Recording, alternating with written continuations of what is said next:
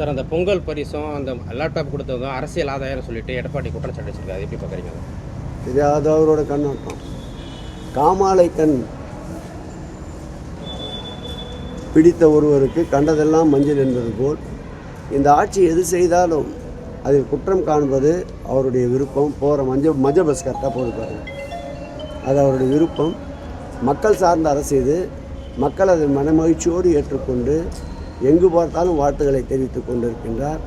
இந்த ஆண்டு துவக்கத்திலிருந்தே மாண்புமிகு தமிழக முதல்வருடைய திட்டங்களை பார்த்தால் பொங்கலுக்கு 3000 தந்திருக்கின்றார்.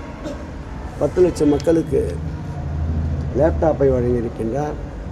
அரசு ஊழியர்களுக்கு அளவில்லாத சலுகைகளால் பொங்கல் மகிழ்ச்சியோடு பொங்குவதற்கு தமிழ்நாடு காத்து கொண்டிருக்கின்றது.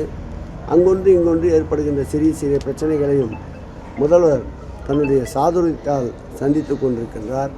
ஆக இது போன்ற விமர்சனங்களை கடந்து மக்களுடைய தேவைகளை நாட்டினுடைய வளர்ச்சிக்குத்தான் இந்த அரசும் எங்களை போன்ற அமைச்சர்களும் முன்னெடுக்க வேண்டும் என்று மாண்புமிகு முதல்வர் உத்தரவிட்டிருக்கின்றார். இவைகளை கடந்து செல்வோம். பிளே ஸ்டோர் மற்றும் ஆப் ஸ்டோரில் இருந்து பாலிமர் செயலியை QR கோடு மூலம் பதிவிறக்கம் செய்யுங்கள். செய்திகளை உடனுக்குடன் பெறுங்கள்.